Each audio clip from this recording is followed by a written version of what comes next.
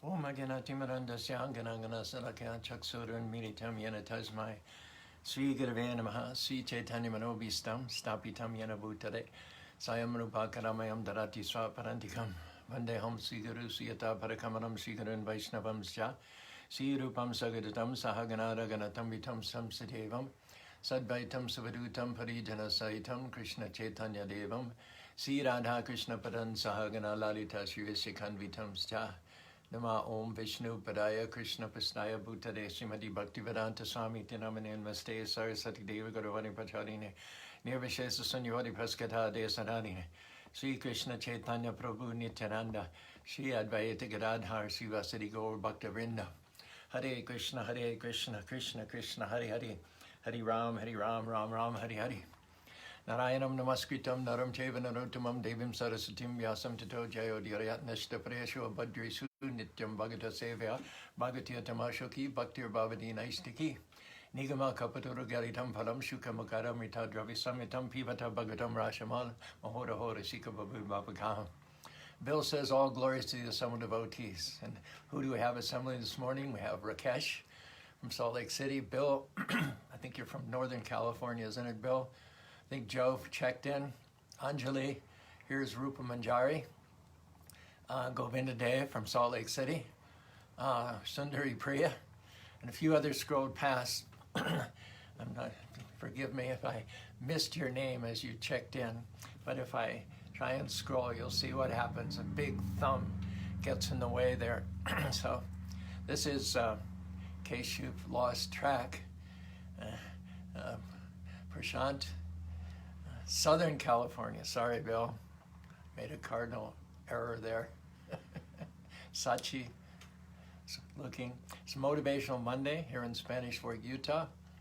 Got Manasaganga, all the regular crew. Victor, great. We're ready to roll into another week of bliss, ecstasy, and motivational talks. Our subject matter today comes from the 33rd verse in the second chapter, first canto of Srimad Bhagavatam. The verse is as follows, and thanks for all your emojis.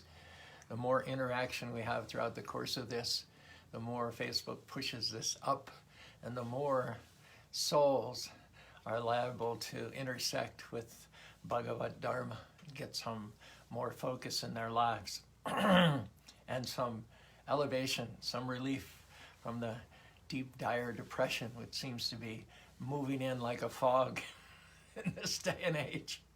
So we'll keep the emojis, the thumbs up, and the little hearts coming. Thank you. Here's the verse. Ashogunamayar bhavir bhuta shukshmendriyatma bihi shwanimeteshu nirvishto bhunkte bhutishu tad gunan. The translation by Srila Prabhupada. The super soul enters into the bodies of the created beings who are influenced by the modes of material nature and causes them to enjoy the effects of these modes by the subtle mind.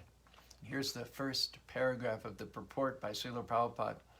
There are 8,400,000 species of living beings, beginning from the highest intellectual being, Brahma, down to the insignificant ant, and all of them are enjoying the material world according to the desires of the subtle mind and gross body. The gross material body is based on the conditions of the subtle mind, and the senses are created according to the desire of the living being. Good morning, Dayanidhi. Thanks for joining us.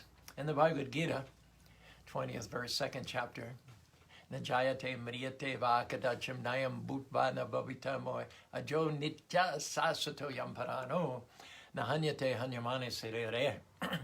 The nature of the soul is described.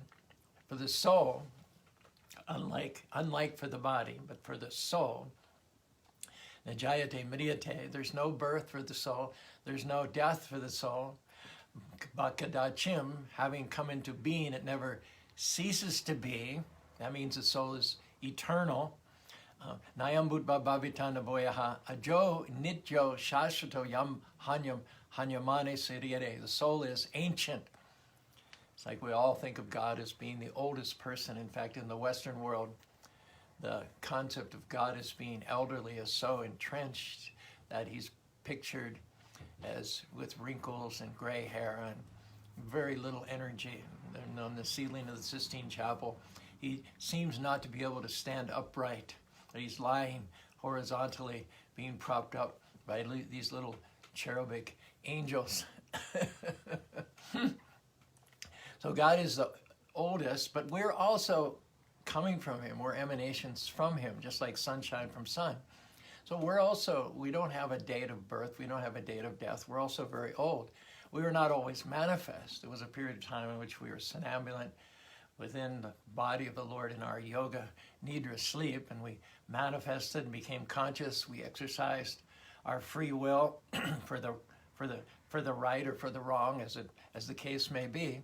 But we ourselves are also prana, and the description of the oldest here is not just reserved for God, but you've often heard people say, oh, he or she is an old soul. No, we're all old souls. There's no such thing as a young soul. It may be recently manifest, but it did not recently come into being. And when the body dies, there are 52 million ways for the body to die. So it could happen at any time and in any number of different ways. The soul doesn't die. The soul survives the body. So what does this tell us? It tells us that evolution, our understanding of evolution, is not an evolution from one bodily species to another.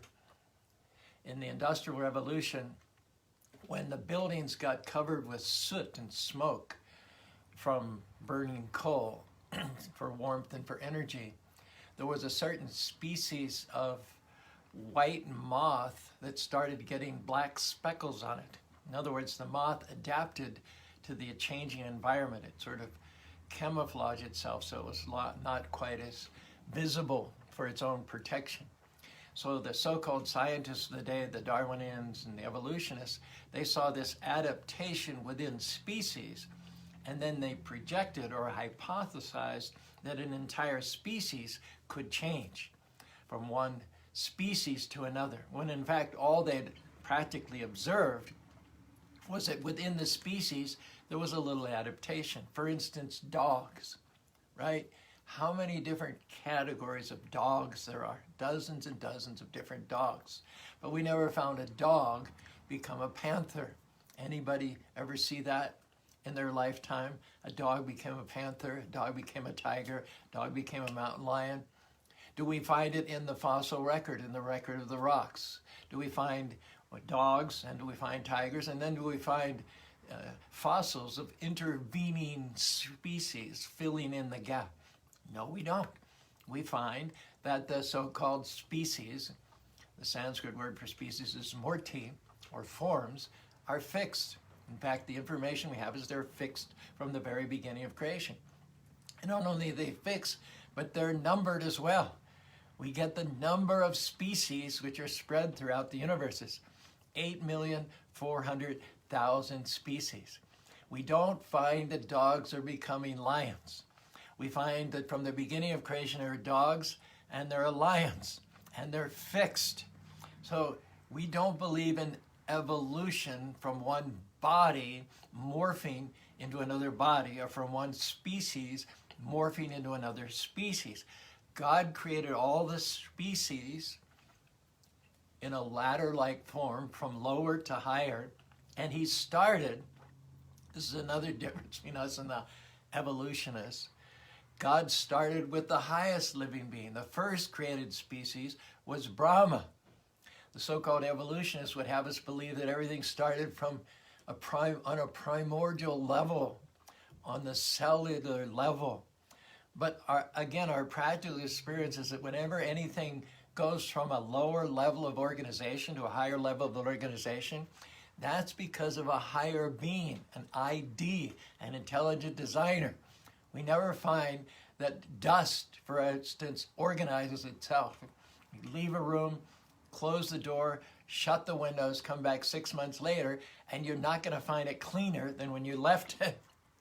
You're not going to find that the dust organized itself into a higher level. Rather, you're going to find it more dusty, more dirty, more disorganized, more disheveled. And that's what matter does. It degrades. So the creation did not begin from the lowest level, from the cellular level, but it began with Lord Brahma, the highest living being. And from Lord Brahma, Tene Brahma Yudaya Adikvaya Mayanti Surya, all the lower species of life came into being. Now, all these species are fixed. We don't see, obviously, 8,400,000 species present on this one unique planet. But there are that many species spread throughout God's unlimited creation. Evolution, therefore, is the evolution of the soul through the species of life. Not that the species or the physical forms are morphing from one species to another, but the species are fixed from lower to middle to the demigods, from the insects and the aquatics, all the way up to the inhabitants of the heavenly planets. And the souls transmigrate from lower forms to higher forms. Just like you might live in a Class C apartment, and then you go to a Class B apartment, and then you go to a Class A apartment. One Sufi poet, he said, I was a rock, I died, and I became an aquatic. I died, and I became vegetation. I died, and I became a reptile. I died, and I became a bird. I died, and I became a mammal. I died, and I became a human being. And he finishes his poem by asking the question, when was I ever the less? By dying. And it's a fact that the soul mechanically rises, the soul mechanically evolves. Originally, when we decide to leave the spiritual world, we come down to the level of the demigods. Because remember, we've just left the eternal spiritual world. Maybe we didn't have a full-blown Siddha Swarup. Obviously, we're suffering from some level of immaturity. Our Krishna consciousness was embryonic. But anyway, some or other, we fell down from the spiritual world. But because we were created just a little lower than the angels, we fell to a very high level, to the level of the demigods. But then we got more and more attached. We got more entangled, Kamesha, Krodesha, Rajaguna, Samudbhava, due to our association with the material modes of nature, including passion and ignorance. We got gradually tainted, more and more contaminated, and dragged down. So eventually we found ourselves perhaps amongst the lower species of life, after which we began to rise up mechanically. The soul changes apartments or changes bodies from lower to higher. And until we reach the human form, there's no backsliding. We go progressively higher and higher and higher through the various species. But when we reach the human form, there's a difference. It's a juncture. We then become accountable. We then become liable for our choices. The principle of karma kicks in. Based on what kind of choices one makes in the human body, one can then elevate oneself to be a demigod in the next life, or one can degrade oneself to a subhuman species, in which case one will have to work himself back to the human form of life. For that matter, even if you become a demigod, you remain on the higher planets enjoying greater longevity, a higher standard of living, only as long as the sum total of your pious activities last. When they're exhausted, then you've run through your good fortune, so to speak, and you come back and take birth again as a human being. There is a fourth possibility, and that is to go back home, back to Godhead. But that is achieved not by good actions or not by bad actions. That's achieved by activities of pure devotion. Bhakti mama mijanati yavan yastati yatato chatato binu vishade tada nantaram. When all of one's activities are motivated and permeated by simply the desire to please the Supreme Lord, then yatayadam shi shamido gir bhashmasat kurate. Then all the results of one's good and bad actions are turned into ashes, just as fire turns wood into ashes. And being rid of one's good and bad reactions from the human form, then one can elevate back to home, back to Godhead. So there are four possible four possible destinations for the soul upon leaving this current body. One is to drop down into the subhuman species, another is to come back as a human being, another is to return as a demigod, but none of those three solve Janma Mrityu Jara Vedi, the basic problem of birth, death, and disease and old age, which are anathema to the eternal spirit soul. Therefore, our well-wishing Supreme Father, Lord Sri Krishna, the great saints and sages who work for the benefit of all living beings, the various gurus, none of them counsel us in the area of good or bad karma. Nowhere in any scripture, nowhere coming from any genuine sage's mouth, what to speak of the Supreme Lord, will anybody be advised to improve the conditions of their material life. No. Our true well-wishers direct us in such a way as to stop loitering in this material world, finish up birth, death, disease, and old age in this samsara, and go back home, back to Godhead. That is the most desired and perfect destination for the living being at the time of quitting this body. In the Bhagavad Gita, it says, Yam yam bapi shmaran bhava tyajiyanti kalevaram tam tam avayati kantaya sada tadbhava bhavita. Whatever is in one's consciousness at the time of quitting this material body, that will determine one's position in the next life. Example is given that just as aromas come through the air, one type of aroma comes through a beautiful rose garden. From a garbage pit or a septic tank, another entirely unpleasant, pungent aroma comes. Similarly, as we live our lives in the human form, as we make choices, what friends to hang around with, what books to read, what movies to watch, what food to eat, as we make choices, we create a certain type of consciousness. It may be fragrant, like that of the rose, or it may be repulsive, like the fragrance or the odor that comes from a garbage pit. But each one of us, based on the decisions that we made, we carry around a certain consciousness. And then whatever consciousness pervades our mind and our senses at the time of death, just like the air carries aromas, that will carry us to another body at the time of death. So the key is to make yourself Krishna conscious. Hare Krishna, Krishna Krishna, Hare Hare, Hare Rama, Rama Rama, Hare Hare. To read those books which honor Krishna and increase one's knowledge and affection for Krishna. To eat only sanctified prasadam, vegetarian food which has been offered to the Lord. And most importantly, only choose those who are on the devotional path for your friends. Of course, due to work, you might have to go and associate with non-devotional people through the day, or in school. Same principle applies. You may even have family members. You may even have a spouse who's not sympathetic to devotional service. But as much as you can, when you're not associating with those people, fill yourself up with good messages through the internet, through Facebook Live. Take an MP3 with you when you're on the commute. Put a CD in, something that builds you up, something that inspires you and challenges you. And then in your interactions with non-devotionally inclined people, don't get sucked into their conversations, but try to set the tone for the interaction, for the mood. Try to find opportunities to speak about Krishna, or in a more general sense about God.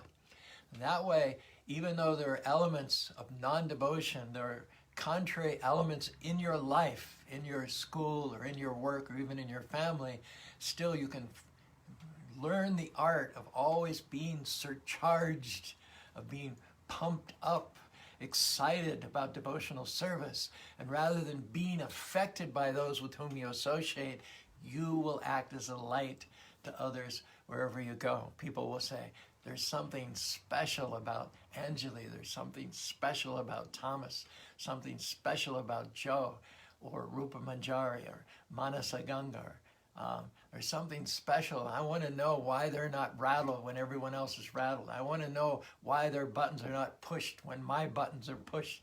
I want to know why they don't fall apart like everybody else during the pandemic. And this is Shraddha. This is the beginning of devotion. Ado Shraddha Tuto Sadhu Sam. Beginning with a little tinge of faith, one becomes interested in associating more and more with like-minded people.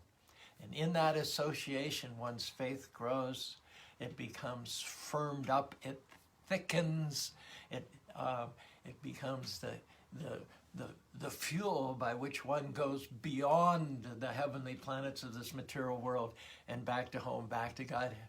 Otherwise, if you don't use the human form of life to cultivate higher consciousness, you're going to default amongst the 8,400,000 species of life.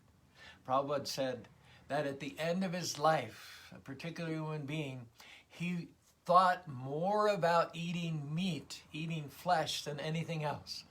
He had spent a whole life eating flesh. Whenever he went into the restaurant, he always loved to order rare. Cook it rare. Cook it as little as possible. Bring it to me. Sorry for the graphics. Bloody. And so, having spent a whole life, for instance, eating the flesh of innocent animals killed for the satisfaction of one's tongue, those are the last thoughts on one's mind at the time of leaving one's body. So that craving, that proclivity for eating rare, uncooked flesh, that consciousness carries one then to the body of a tiger in one's next life. The tiger is embodied in just such a way because he wanted to enjoy the blood of another animal, and by the grace of the Lord, he got his desire fulfilled by getting the body of a tiger in his next life. It said, Bernard Shaw, he said, "We are the living graves of murdered beasts slaughtered to satisfy appetites. We never pause at our feasts to wonder if animals, like humans, have rights. We pray on Sundays to have light to guide our footsteps on the path we tread. We are sick of war, we don't want to fight. The thought of it fills us with dread. And yet we gorge ourselves upon the dead. Like carrion crow, we live and feed on meat, never considering the pain and suffering we cause. If thus we treat defenseless animals for sport or gain, then how can we hope to attain the peace we say we are so anxious for? We pray for it over hecatombs of slain to God, while outraging the moral law, cruelty begets its offspring, war." Failing to capitalize on the unique, rare opportunity of the human form of life, one defaults back into materialistic living under the influence of the three modes of material nature, and then falls back into all the various species of life. What are those species, and how are they categorized, and how do they break up? Very specifically given in the Vishnu Purana. Jala jala navlakani stava lakavimsati krimayodu dishankaya pakshanam dasa lakanam trimsam lakani pashava chatur lakani manusya. Notice in this listing how relatively few are the human forms of life compared to the others. According to Vishnu Purana, there are 900,000 species living in the water, 2 million non-moving living entities called stavara, such as trees and plants, 1,100,000 mortis, forms of insects and reptiles, 1 million forms of birds, and as far as quadrupeds, mammals are concerned, there are 3 million varieties, and then out of that, a relatively few, 400,000 species of human life. Human form of life, especially civilized, religious, pious human form of life, is even more rare. And there is no greater tragedy, it's described by the great saints and sages, than one who has achieved this human form of life and simply spends it in an animalistic way. Narita tarshahiru bigiyamana baboshodo chotomana kautamashoka varanat pamam varajita vina pushagnat. The question is asked in the 10th canto of the Bhagavatam. It said, who is it who would be so unfortunate, so unlucky, that having achieved the human form of life, they wouldn't light up their lives and light up the lives of their family members and light up the lives of their co-workers and fellow students? Who is so unfortunate that having achieved the human form of life would fail to take advantage of this great opportunity to become God conscious and go back to home, back to Godhead? And the answer is the animal eater, who is also described as the killer of the soul. When you kill others unnecessarily, you kill yourself. Of course, we have to survive. Someone argues, well, the plants and all, they're also alive, and that's true. Ahashtani sahastranam aparani chatushparam falguni tatamadav jiva jivasa jivanam. In this material world, it is a fact that one living being subsists on another. No one can maintain their bodies, no one can survive without taking as their foodstuff other living beings. However, in the human form of life, again, the choice is there, the liability is there, the responsibility is there to choose the least amount of suffering. And we all know, unless you're living in a basement, unless you're chained in a dark dungeon, you cannot be ignorant of the fact that a plant-based diet is absolutely the healthiest for you, for your body, for your mind, for your karma, for the planet, and obviously it's the healthiest for the animals as well. Plant-based, healthy, relatively free of karma. And then rather than leaving it at becoming a vegan vegetarian, take it to the next step. Take it to the place where your eating will liberate you from birth, death, disease, and old age, and simply offer your vegan vegetarian food to Krishna with a few short prayers before eating it, and then eat your way back to home, back to Godhead. Who's going to pass up such a deal? The answer is the meat eaters, who are also killers of the soul. Word to the wise out there. Second paragraph here in the purport by Srila Prabhupada. Thanks again for emojis. I know there's a lot of people that don't like what I say, and so when you guys give me your support with all your little hearts and thumbs up, that's very heartening for me. Prabhupada said a devotee has no enemy, but many people will become his enemy through no fault of his own, just by speaking the truth plainly. And we're not trying to criticize anybody or brand anybody, but we just want to speak on behalf of those sons and daughters of God who cannot speak for themselves. Hare Krishna, Krishna Krishna, Hare Hare, Hare Rama, Rama Rama, Hare Hare. The second paragraph of the purport here to the verse by Srila Prabhupada. The Lord Paramatma helps the living being to get material happiness because the living being is helpless in all respects in obtaining what he desires. So we're in the body, we're conscious living beings, eternal, full of bliss and knowledge because we're parts of Krishna, but we don't control anything other than our own desires. We don't control anything other than our own attitudes. We're in the body, but to be honest with you, we don't control the body. It is the other soul, Chaituragnam Chapi, the Supreme Personality of Godhead in his expansion as Paramatma or Super Soul, who accompanies us in the region of the heart. Now, he's the controller. We're only in this body. We're not in other bodies. Our cognizance, our power, our controlling ability is limited only to the little tiny spark, which is fixed in time and space in this material body. But due to our great good fortune and due to the love of our Creator for us, he accompanies us even as we leave the spiritual world, enter into this conditioned world of birth, death, disease, and old age, become chained up by the modes of material nature, appear within all the various species of life. Imagine we're luminous spiritual beings, parts and parcels of God, but we have sunk so low, some of us have taken birth as a worm in stool. God doesn't turn up his nose. Well, I can go with you as a demigod, and I can go with you as a human being, maybe a cow, but I'm not going with you as a worm in stool.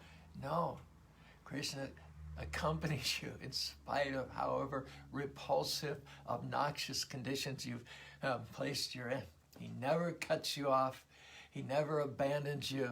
He never stops trying to do good to you. And so the good news is that whatever the soul desires, he has no power. He's helpless to fulfill those desires. We don't even have the control of our own bodies. Consider that we eat food. I don't digest the food. I don't even know how it's done. That's the super soul. That's God digesting the food, giving me calories. My hair grows. I don't consciously grow my hair. I don't tell it to grow. I don't organize its growth. I just know that I have to cut my hair every so often. I have to clip my nails. I don't know how it's growing. It's growing by the mercy of the Lord.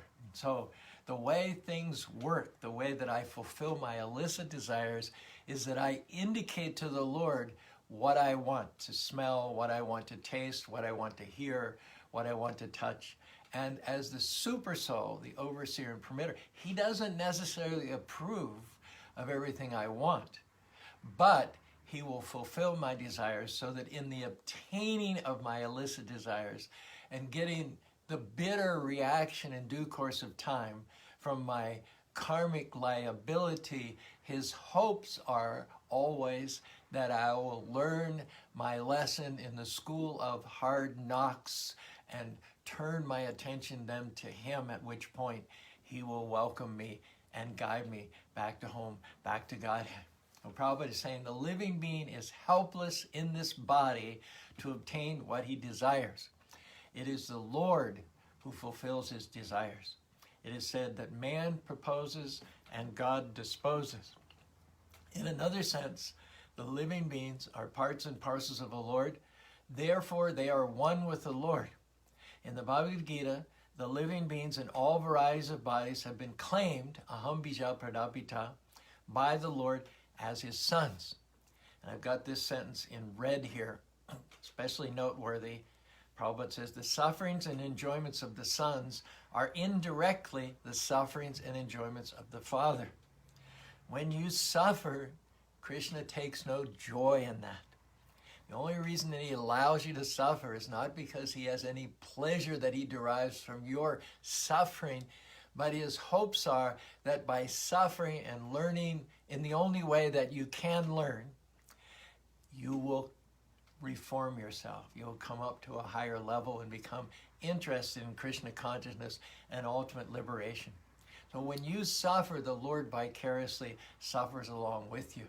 He doesn't take any joy in your being conditioned by birth, death, disease, and old age. Having said that, he suffers on your behalf. He suffers mentally, so to speak, over your condition, your predicament. But other than that, he doesn't personally suffer in the same way that you suffer. Said the Father is not directly affected by the suffering and enjoyment of his sons. However, he is so kind that he constantly remains with the living being as a super soul and always tries to convert the living beings towards the real happiness.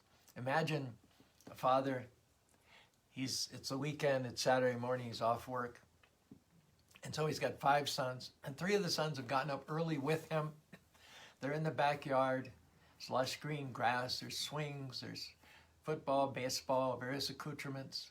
And the father, with 3 of the sons who have gotten up early, he's having so much fun. They're wrestling, they're playing catch, they're throwing the football, and he's having a lot of fun. But on one level, he's wishing that his other 2 sons, the other 2 sleepyheads, would get up and join the fun. So in the same way, the Krishna is engaged fully and intimately and eternally with millions and millions of liberated souls in the spiritual world. He expands himself so that each soul or each group of souls feel that Krishna is personally present with their group. And he's enjoying like anything. He's self-satisfied. He has nothing to do with matter, with birth, death, disease, and old age. He doesn't suffer in the ways that we suffer. But on one level, he hankers. He misses us. He suffers vicariously the tragedy of our missing Krishna consciousness.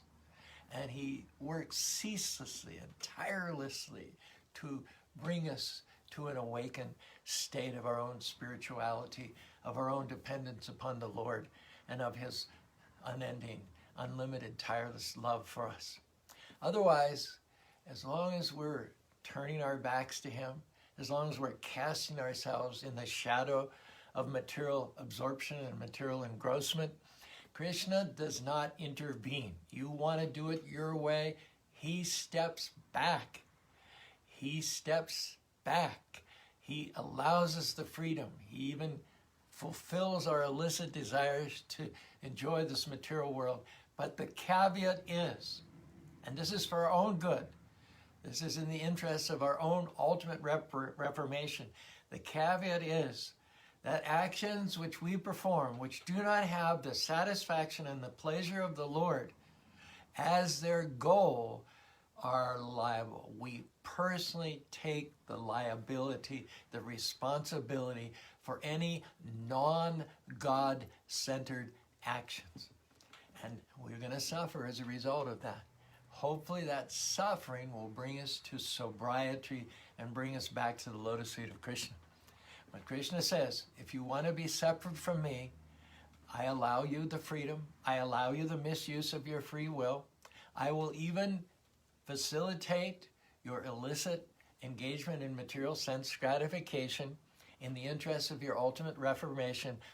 But the condition is, you want to be separate from me. You want to place yourself as the enjoyer, the proprietor, the sovereign, the Lord of all that you survey. Then you're going to have to take the karmic reactions. You're going to have to take the responsibility for your own choices. If you bounce the ball down on the floor, you're going to have to be responsible for however it comes off the floor and whatever reactions there are. Karma is action and reaction. You sow the seed, you face the deed. Whatever you do comes back to you. The law of cause and effect ensures the balance is perfect. Detecting whatever you do, good and bad, it will resurrect. Death is not the end, it's just a bend. Whatever you do will circle back again. The body will die, but your karma is standing by. You'll be reborn to live and die, continue to suffer and cry. As the aroma follows the flower, as heat pursues the fire, your karma will track you as soon as you leave the funeral pyre. Karma decides how you'll be reborn, comely or scorned, high or humiliated, straight or deformed, healthy or ill, long or short-lived, animal or human, sheltered or adrift. Karma is what makes the world go round. It's cause and effect right there down on the ground for those going over and around, up and down, bound by their deeds, drowned by their needs. Is there any purpose to our life on earth? Do we just die and continue to take birth? Is there any escape from the pain of coming back again and again and again and again? You're not the flesh and you're not the mind. Your eternal spirit designed in the image of the Almighty Divine, assigned to a service sublime, attracted by unselfish action, serving the Lord with dispassion, acting only for his satisfaction. Devoted souls achieve extraction from material reactions. If you want to burn up your karma, practice a dharma pleasing the Lord, fashioned by his hand, act according to his plan, and never ever come back to this material world again. That's my version of this verse from the Bhagavad Gita, which we find in the 5th chapter, 15th verse. And thanks for all your emojis there, my little creative endeavors. Nadate kashisid papam, nachaiva sukadambibu, agyanina tambyanam, tenamayanti jantabha. Nor does the Supreme Lord assume, and why should he assume the results of our own wayward activities? He doesn't, steps back. Nor does the Supreme Lord assume anyone's sinful or pious activities. Embodied beings, however, are bewildered because of the ignorance which covers their real knowledge. The Lord is not in any way affected or depressed by our wayward, karmic-laden, whimsical, capricious activities. However, he's always there. He's standing by, patiently awaiting us to come to higher consciousness, to wake up from the miserable attachment and illusion in this material world and begin to turn our attention towards him.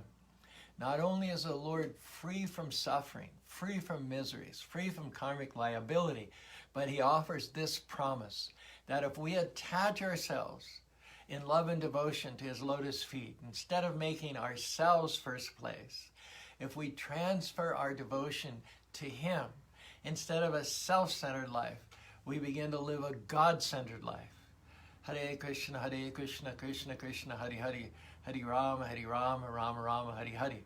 When your goal is to honor God in all of your choices and all of your activities, then you are no longer liable for your actions, for your choices, because the recipient, because the goal and destination and object is the Supreme Lord. He makes a covenant, an agreement with you that He will then absorb all the good and bad reactions to your activities. Mam karmani limpati, name karma phalaspriyaha. The fruit of your works, Krishna will take that. He'll relieve you of that burden. He'll lift it off of your shoulders. Why? Because He Himself is never affected by karma. Karma doesn't apply to the Creator of millions and millions of universes. And those who are attached to His lotus feet as atoms in a mood of service, iti mam yobidanati karmabir nasabhadyate, His devotees, His steadfast servants, just like the Lord is immune from karmic reactions, similarly those who stick fast in service to His lotus feet are also free from all the good and bad reactions of this material world, free from having to take birth amongst any of the 8,400,000 species of life. They're eligible to go back home, back to Godhead, where life is eternal, full of bliss and knowledge. Om Tat Sat. That concludes our discussion here on Motivational Monday, and thank you also for being such active, enthusiastic participants. I value each and every one of your interactions, your emojis, your hearts. I'd scroll through to see who's joined us, but it's not gonna be pretty. I can see Rakesh, Vai, Anjali, Rupa Manjari, Manasa Ganga, Bill, thank you, from Southern California. Everybody's commenting. Haribol's back to you. We'll see you again tomorrow for Transcendental Tuesday. In the meantime, don't forget to chant Hare Krishna, Krishna Krishna, Hare Hare, Hare Rama, Rama Rama, Hare Hare.